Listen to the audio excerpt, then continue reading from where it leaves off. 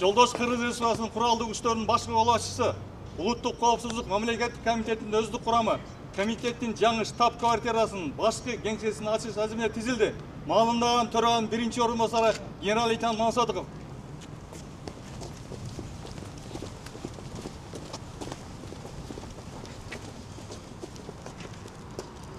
Саламатсыңарбы жолдоштор? Саламат, солуңуз, жолдош, башкы, колбасчы. Жаңы имараттыңар менен куттуктаймын. Ура! Ура! Ура! Эркин тур. Эркин тур, эркин тур. İçinde mi? Büt elleri içinde.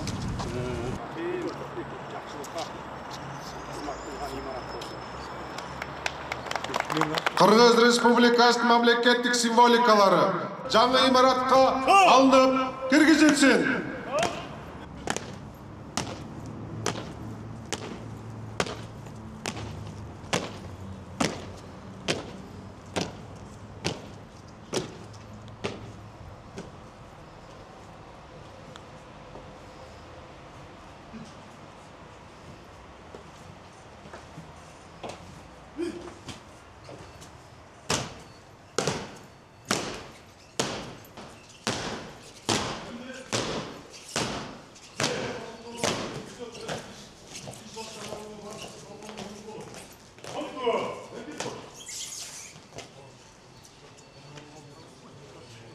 Bu yerlerde buna jet olmuş demelerin bu jet 25.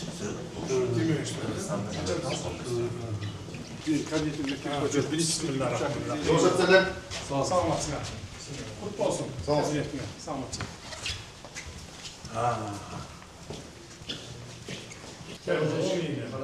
Азопай кабинет болсун.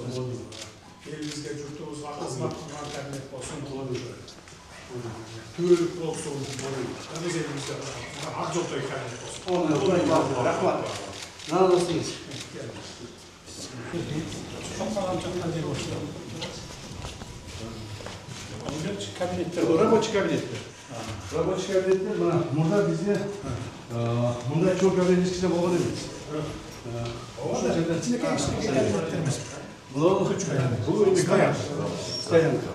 3 этаж. Может, такого bir здание olacak. Girip кетет, yakın kayra yakın çıkarttı eder. Maşinesi de sırtta kalmayı ekan. 700'e yakın maşine. Ha murdaklar bütün sırtta kaldı. Köşede sırtta olmuyor, köşede olmuyor. Kabinet. Var standartlı kabinet, zamlar var. Var zamlar var, şurada standartlı sonu kabinet. Жақсы, сотрудниктардыкine de sizlerkine кем қалбақ. Kvadratın metri çoğun. Çoğun ekan. Спортзалдан баштайбыз. Спортзал эми бул супер современный спортзал болду да. Караң звукта чыкпайт. Өмесі дағы стандарт екен, қойдасы да. Бул жерде волейбол, баскетбол, футбол бардыгы тыстыр. Мына колдорун караңыз, бул өзүнчө необычный болду. Üstünde полностью акустик системалар жаңы. Вытяжкасы менен екен.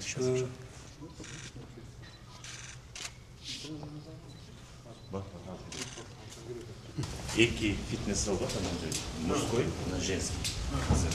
Бүт, душ, бул туалеттерде бар. Все супер современный.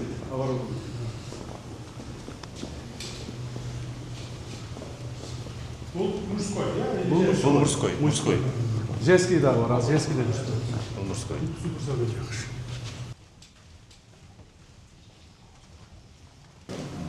имараттан шықпай тұрып өле рас бүт бар екен да. Бұл жерде женский, бұл жер Борсовский.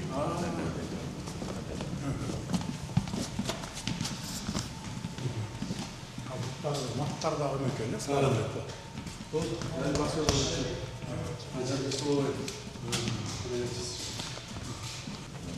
Любой, на простой. Рабочий кабинеттер. Тияқтағы қарағанда екесе чоң. Ой, кейбіреулер 3 есе чоң. Бештен проекттер да чоң. Любой кабинеттер. Офис да? Улуттук коопсуздук комитетинин урматтуу кызматкерлери жана кадырлуу ардагерлери, салтанаттуу иш-чаранын ардактуу меймандары. Бүгүнкү күндө дүйнө жүзү ыкчам өзгөрүүлөргө күбө болуп, өнүгүү өтө тездик менен жүрүп жатканы баарыбызга маалым. Дүйнөдө болуп жаткан өзгөрүүлөр улуттук коопсуздуктун маанисин мурдагыдан дагы арттырууда. Ушундан улам өлкөбүздүн коопсуздугун камсыз кылуу үчүн стратегиялык кыраакчылык менен иш алып барышыбыз өтө зарыл. Мына ушундай шартта коркунучтар менен чакырыктарга дайыма даяр туруу, аларды алдын алуу үчүн чалгындоо жана контур чалгындоо иштеринин натыйжалуулугун арттыруу, эл аралык терроризмге жана экстремизмге акыркы замандын чоң көйгөйүнө айланган киберкылмыштуулукка каршы натыйжалуу күрөштү ар тараптан колдоо кажет. Бүгүн биз ошол ары татаал, ары түйшүктүү, ары жоопкерчиликтүү жүктү тартып келаткан Улуттук коопсуздук мамлекеттик комитетинин борбордук аппараты үчүн курулган эң алдыңкы заманбап талаптарга жооп берген жаңы административдик имараттын салтанаттуу ачылыш аземине күбө болуп турабыз. Жаңы имаратыбыз баарыбызга кут болсун, жамы журтубузга кут болсун, ак жолтой болсун. Баарыңыздарды алгач борбордук аппараттын жаңы имараттын ачылыш аземи менен чын дилимден куттуктап кетейин.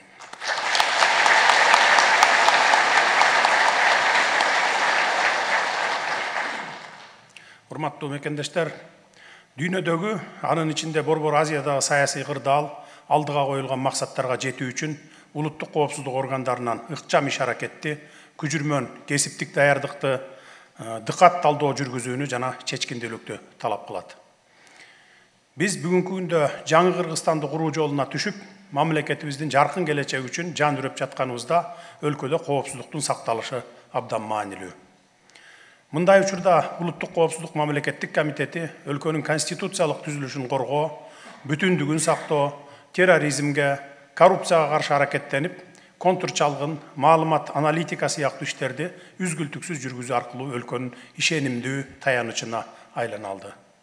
Буга албетте ардагерлерибиздин да салымы зор экенин белгилей кетейин.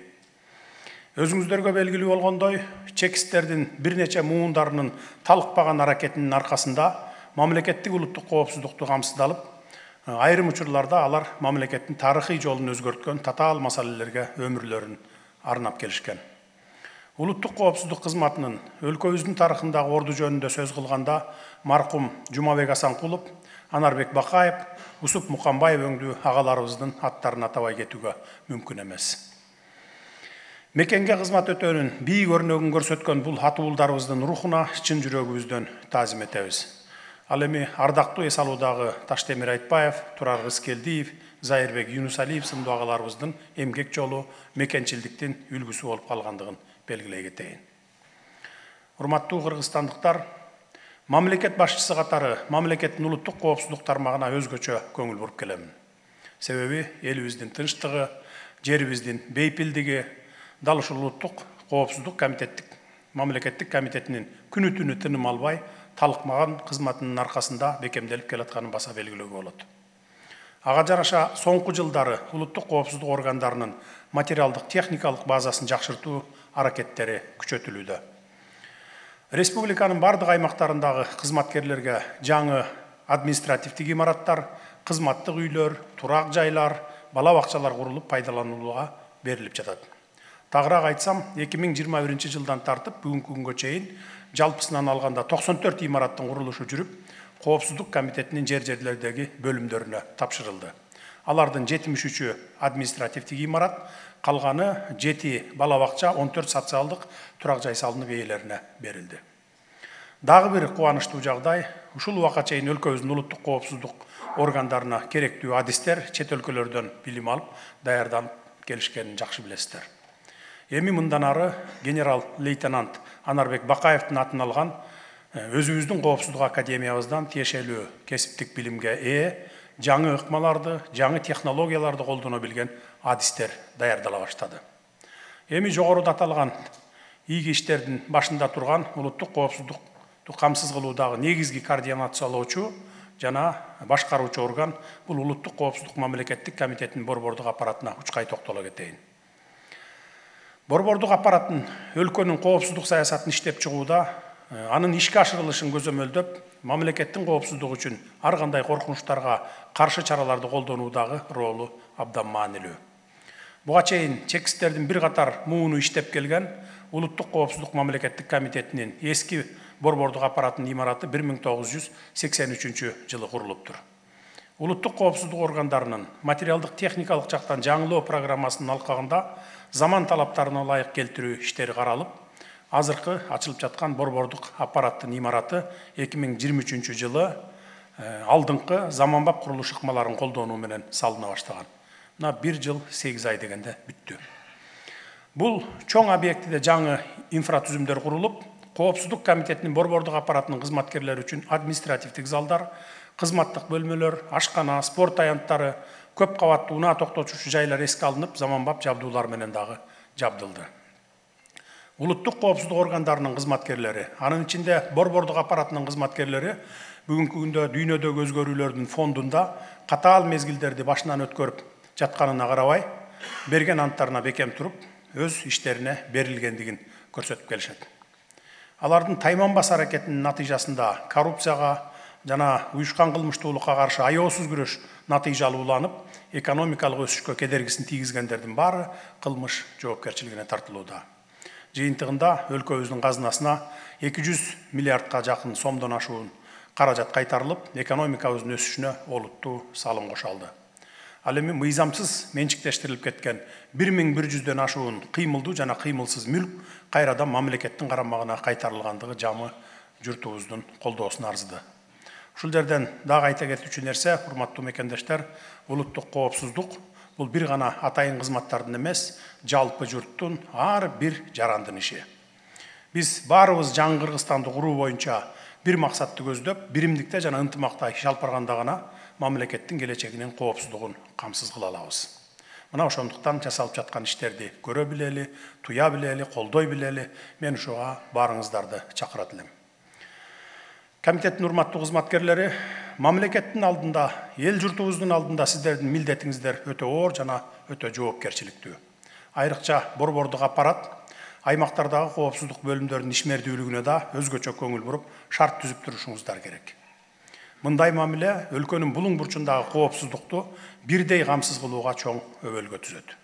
Ошондой эле коопсуздукту камсыз кылуу жаатындагы жаш адистерди өстүрүүдө, аларды кесипкөйлүккө, ар намыска, атуулдук ариетке тарбиялоо, чекистердин кадыр баркын сактоо борбордук аппараттын башкы милдеттеринин бири болууга тийиш. Мынакей эми заманбап шарттары менен жаңы имараттын ачылышы улуттук коопсуздук кызматкерлеринин ишинин натыйжалуулугун жана ыкчамдыгын арттырып, ички тышкы коркунучтарга каршы күрөшүүнүн сапаты мындан да жогорулайт деп чоң үмүт артамын. Улуттук коопсуздугубузду, коомубуздун туруктуулугун, жарандардын укуктары менен эркиндиктерин ишенимдүү камсыздоо менен бирге, мындан ары да жүктөлгөн милдетти так аткарып, элибизге ак ниет жана абийир менен кызмат кыла беришиңиздерге тилектешмин. Ушул жерден Жумабек Асанкулов, Анарбек Бакаев, Усуп Мукамбаевтер өңдүү мыкты чекистер, көрүнүктүү жетекчилер өсүп чыксын деп тилек кылалы. Дагы бир жолу баарыңыздарды жаңы имаратты болушуңуздар менен куттуктайм. Сиздерге майтарылбас эрк, кажыбас кайрат каалайм. Үй бүлөңүздөргө ынтымак, ырыскы толуп жооптуу ишиңиздерди ийгиликтер жылуу болосун. Жаңы Кыргызстанды куруу жолунда ар дайым мамлекеттин жана элдин ишенимине ээ болуп, улуттук ар намысты бекем кармап, өлкөбүздүн өнүгүүсүнө салымыңыздарды кошо бериңиздер. Заманбап имаратыңыздар кут болсун.